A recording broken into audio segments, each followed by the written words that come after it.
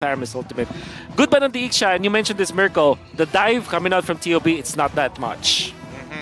I personally think that at this point, it's now starting to boil down to what the EXP laners are going to look like. I think that match in particular, Serpot versus Mielo, is going to be either, I mean, it depends on what you consider the GOAT. You know, there's also Flapteasy in that argument, and I think it's important to have priority, right? It's not necessarily about winning the matchup, it's being able to respond first. I don't know whether TOB is going to lean into that, or they're going to be a little bit more lane focused, considering they've already got the Hilda to be annoying. Therefore, do you want to just win lanes knowing that the jungler is always going to be monitored, or do you just want to help out punish the jungler by pushing waves? Yeah, if I were TOB, I would go for priority, you know, because that just makes sense. You have the Nolan, you have Valentina, you have the you have this Hilda as well, so that means that you will want to go for your staple XP laners that actually win or at least get the lane prio on their side. Like Terizla, for example, comes to mind. I'm not sure if TOB actually played the Lapu Lapu, but that's also a hero that they can also pick up against HomeBois. And for now, HomeBois, they are banning out Brody. Still alive. Makes a lot of sense.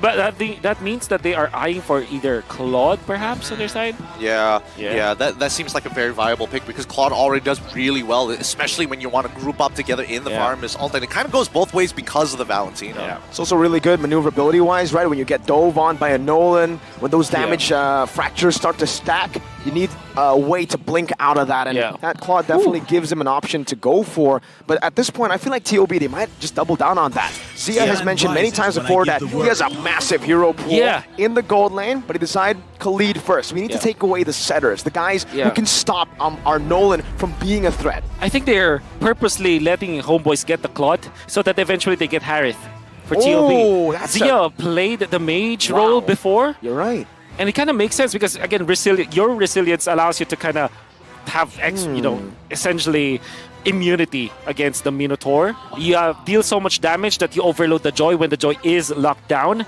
And it's another lane prio hero. So I will not be surprised if TOB eventually goes for something like a Harith. I mean, it's either like they go Harith or they just fall back to lane prio, which is going to be Beatrix most of the time, right? But that's it really depends because you're giving up one thing for another. We see the Terizla and they're giving the priority. Oh, okay. So let's take it one step further.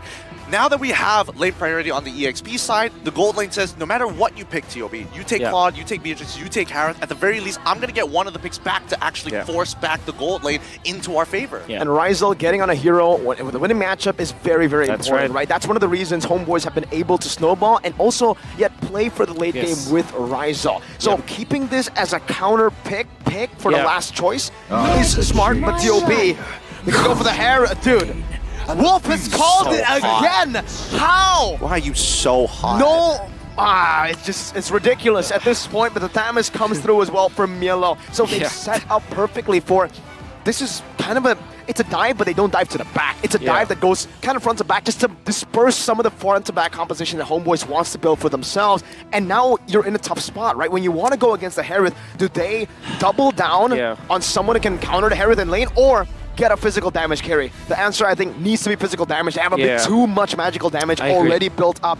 But still, Wolf, you're disgusting. It's crazy that he is a man of faith and still a virgin. I don't know how he does it. I really don't. I really don't. He's just, how do you pull this off? And now HomeBois now devolving down back down to an almost set-like marksman to kind of help out the rest of the team. It's like, well, lane priority is already going to be difficult. The 1v1s are going to be difficult. I might as well play to scale and also help out the rest of my team. I'm curious to actually talk about this Thams because it's again, it's a new hero. I mean, the Harith makes a lot of sense to me. The Thams is more obviously lane prio again. But then again, if you combine them all together, Nolan, Hilda, Thams, you have the Harith as well as the Valentina, they badly want to win the lane. And if they don't, if they mess up the early stages of the game, I would say that this Deathball comp with the Minotaur, Theramis plus Irithel, oh my goodness, that's a lot to deal with. Yeah. It's going to teeter and totter in both ways. A seesaw, some may say, a pendulum, but eventually, once it starts tilting into one side, I'm expecting the next 6, maybe even 7 minutes to be pretty devastating for either one of these teams. All right, team comparison right now in the group stages. Man, for HomeBois, they really need to keep this joy, get him farm, open up some space. Ladies and gentlemen, It's time for game number 1. Into the land of dawn we go. HomeBois with a signature draft. Meanwhile, TOB, they're going full Ohio mode. Oh man, TOB going to be playing on the blue side up against the HomeBois on the red side. This is going to be one match you do not want to miss. But speaking of which, Super Shark getting chunked out pretty heftily here. It looks like, you know, Zorn and Chibi have been working together to kind of make sure that Super Shark isn't able to kind of slow this down. But regardless, we're already seeing Nolan power farming like heck. Yeah. It's going to be important to always outspeed the Joy in this case. And I think that we've seen this matchup so many times throughout the group stages. Early game, you can see Nolan just destroy the laning, the jungle. And then with 3 big dudes, I mean, well, just one big dude and one Faramis defending Chibi, it's difficult to actually invade that guy. Yeah, it's typical. And also, Super Shark decided to take Petrify here. The Retribution coming down pretty hot from Best Player 1. Oh. This is making it really awkward in these first couple engages. The Rifts are good enough, and Chibi is punished instantaneously. Nicely done by the Ohio brothers. Boy, oh boy. Let's call in that tech pause here. Thank God. Oh my God. Oh my goodness, thank God. And we have time to breathe and time to think. And I like that you pointed out that Petrify on the Hilda. I think this might be the first time I've seen it done professionally. You go typically for sprint because you gotta take care of yourself. And having the Petrify is like a... Perhaps what they wanted to do was to also use the, you know, the CC retry kind of thing when it comes to like the turtles, the neutral objectives. But you can also do that during the first few minutes of the game when you're jungling, right? You Petri the enemy jungler and then all of a sudden the stacks are, you know, are better. The odds are better on your side. Kaja at home, you know, when I'm Kaja at home. Mom, we need a divine judgment. We have a Petrify. We got a Petrify. It's okay, all right? And it also helps the fact that, you know, Joy has been adjusted. That dash is no longer anti-CC, so if you do actually dash forward, get petrified, you're going to be punished. You're right. It's literally a light version of CC of Lockdown. And that's something they will utilize really well. They have a lot of damage output, man. I mean, especially in early game, that level of prio in the early game, the level of Snowball, we're already seeing it. Saw that angle from Best Player 1. Just crossing the Tier 1 and Tier 2 to cross into the purple buff and get a steal over Chibi. Stealing a buff over Chibi. Bro, this is one of the retry gods in Malaysia. Look, it's level 3 to level 2 at that point in time, level 4 to level 2 currently, and it's now legitimately dangerous, right? This is what we were talking about earlier, about that teetering seesaw. It's going to be very devastating for the first couple of minutes for the side of the HomeBois to actually recover the economy at that point of time. But let's not forget, TOB is one of these very unique teams that actually really take into consideration the micro mechanics of the games, things that really, really annoy people, really piss people off. And that's exactly what they did, something that did not happen earlier. We'll get into that as we enter the game again. The pause has been resumed, ladies and gentlemen.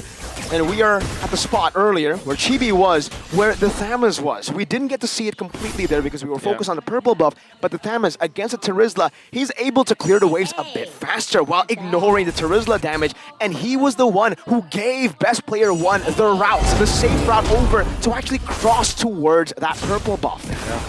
With Best Player 1 being level 5, Chibi only stay at level 3 because he did not get the purple buff. That's gonna be a free turtle.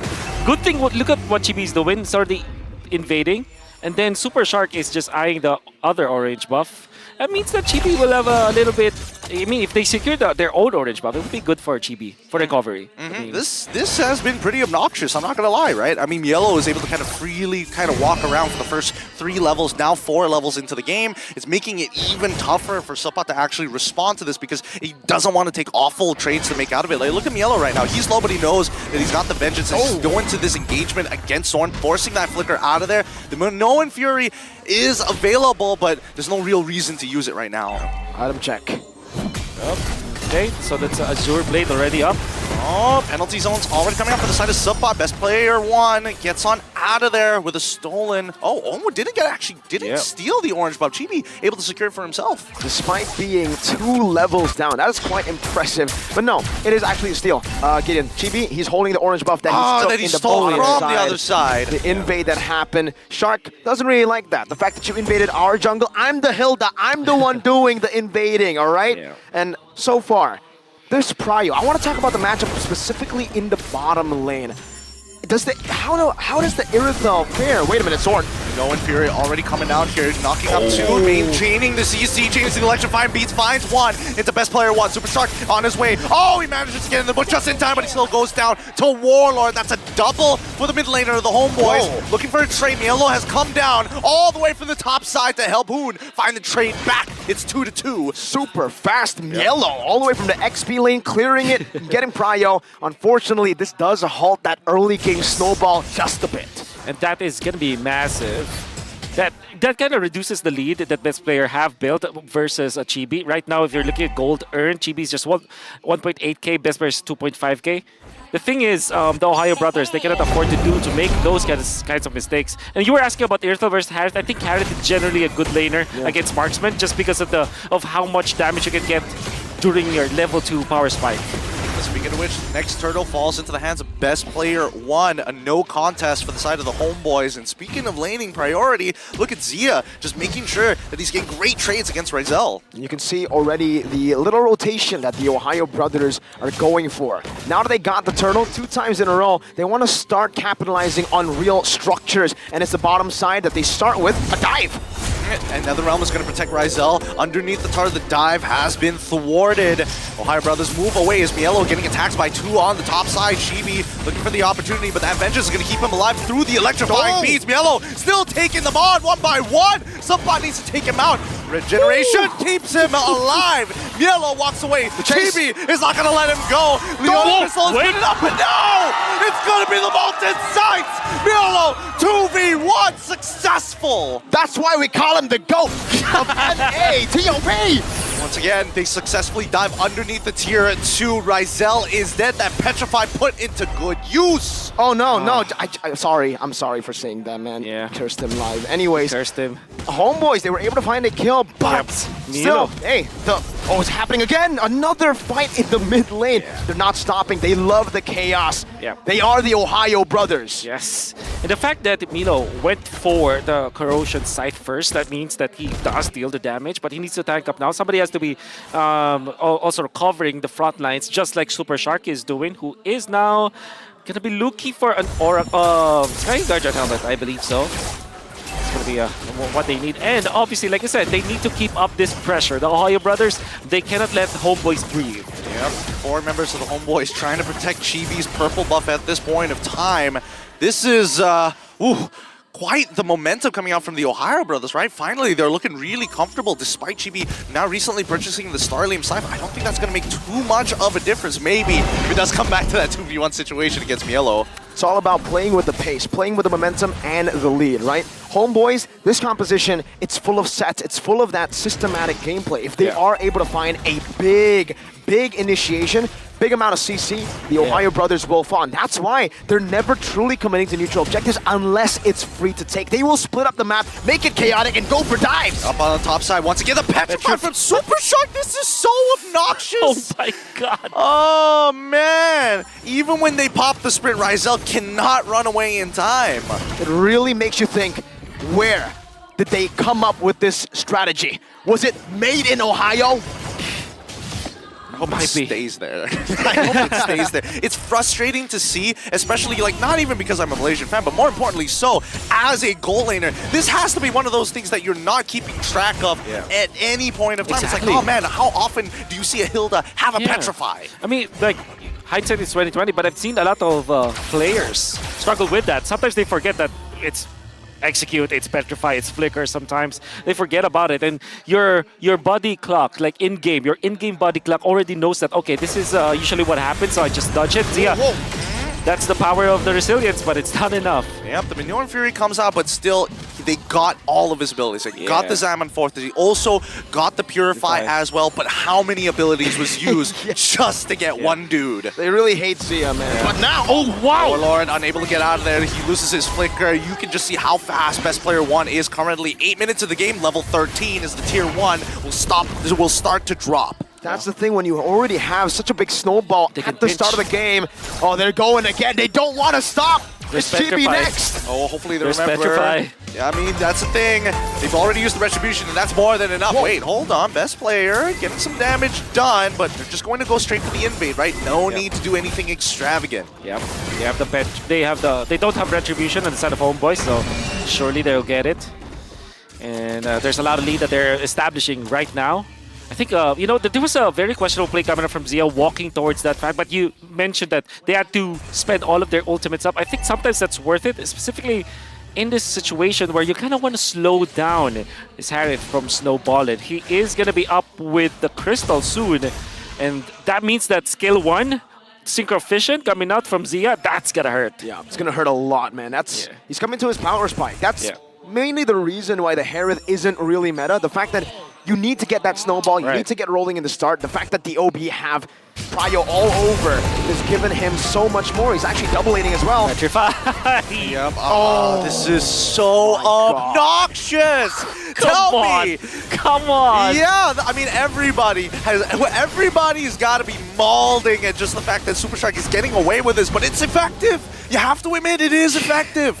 This is scary, by the way. The fact that Shark is starting to recall. We've seen that throughout M5, Shark's been a momentum player. If you give him that momentum, you give him a lead in the early game, once he finds that spark again, once he finds the love for the game, that's Shark at M3, that's Shark at M4, that's the Super Shark. That's right. And now they're taking away so much from Chibi, who is struggling. And struggling is an understatement, specifically for this moment. There will come a time, though, that I would say that HomeBois will have a decent amount of team fight in them. That's going to be up to, what, maybe 18 minutes into this game. Can they last that much? They do have decent wave clear, though. And they have the Faramis that can also always prolong the team fights. Again, this is where it gets really tough for TOB, right? The fact that now they have to fight systematically inside of the base. There's no more structures on the other side, no more isolation. But will this gold lead bring them an easy win in the team fights? Warlord was chunked instantly, conceal. Here we go, Super Shark for him. Yellow's getting chunked, but here comes the stolen Netherrealms. The Minoan Fury in the middle of 3 knocks them up. Ryzel gets the free hit. Yellow is already down. GB now has to deal with the bottom side. They chunk down the mid-tier 1, but only losing Yellow. Not too bad of a trade considering how much structural damage they achieved on both mid and bot side. Yeah, considering it's only Mielo, I would say it is worth it, right, Wolf? Yeah, I would say the best option, the best case would have been if they were able to push one of the turrets. But the fact that they burned all of the turret passive, aka the holy defense, is gonna be great. Super Shark does have the Petrify. He's just waiting. Yeah, right? I mean, He did use it. He did use it. Chibi's able to dash on out of there, but I think at this stage of the game, right, I don't feel like the HomeBois really want to walk out of their base. If they take a bad fight, they instantly lose more, probably not just one, but both of the low inhibitors at this point. So for HomeBois, what are they waiting for currently, Wolf? I'm seeing Ryzel, he's still building towards defense. That's a win of nature that's next up, and I don't think that's really going to help them fully control the fight. Obviously, because of the Harith, it's going to be a problem. Oh, the damage is good. Warlord flickers out of there, has to use the Netherrealm defensively, and that's the Minoan Fury. Super Shark gets punished. They break open the bottom inhibitor, but here it comes. Salmon Force as well being dropped. Subbot is down, and that's going to be a 1-for-1 trade inclusive of an inhibitor. This is just wins all across the board for the Ohio brothers. And Zia now getting really, really disrespectful. He knows he's got the damage. And he knows there's no Ryzel. They spotted Ryzel, and that was the green light for them to just go for the siege. They will, however, now pull back. They have seen Ryzel recall. And how long will HomeBois need for Ryzel to finally get those items? I think overall, as a team, 18 minutes is going to be the game changer. And then the actual time where they can now even up when it comes to like the gold is 23, unless they win a team fight outside of their base. I think that's the gamble that HomeBois can do if they want to win fast, I would say, if they want to recover fast. But then again, they actually have the incentive to wait this game out. Think about it. Their composition is great in that regard. Warlord has, Ghost Bursters, which is great for defending. They have Chibi that can also burst the lane. And you have Zord to kind of help them out, to peel for them during those, if in a case that they only have to defend their own base. So what I'm just trying to say here is that I'm enumerating ways for HomeBois to actually prolong the game. I agree with you. I think for for this game, specifically HomeBois will love to just tunnel or turtle inside of their base. If they escape, it leaves them very susceptible to the chaotic style of TOB. They can look for different angles to fight for. Meanwhile, in the base, there's only one entrance. It's to work. It's in these lanes, and HomeBois can do exactly what they've been doing earlier to prolong it. They will lose structures, but this is the best decision to go for if you're HomeBois. With this draft, you're gonna have to sacrifice some structures. All right, mid inhibitor is already down as the top side is going to get attacked. Warlord might be in some trouble unless he uses that Netherrealm as Mielo runs him down and actually secures the kill before so. Disrespect, and now this is a great angle as Chibi is already down. Zemfo's already being dropped. Smino and Fury comes out just to knock up 4, but they're losing members too fast. 2 down, 3 down, Sunbot gone, and a mega kill for Hoon, and that's GG. Well played, Ohio brothers take game 1. Match point. HomeBois are fighting for dear life. One more game with this match point, with the pressure on them. It's a tough one. Meanwhile, the Ohio brothers, it doesn't even seem like they're relieved. They know that they're out. They know that they just want to give the best performance possible right here, right now. And this is definitely the best performance so far that we've seen at the Ohio brothers. And not only because of the way that they performed in-game, but also the draft. And the way that you mentioned it, like they are prepared. You mentioned, Mirko, that they have a lot of heroes that they want to play. Harith is the one. Thams is something that I did not expect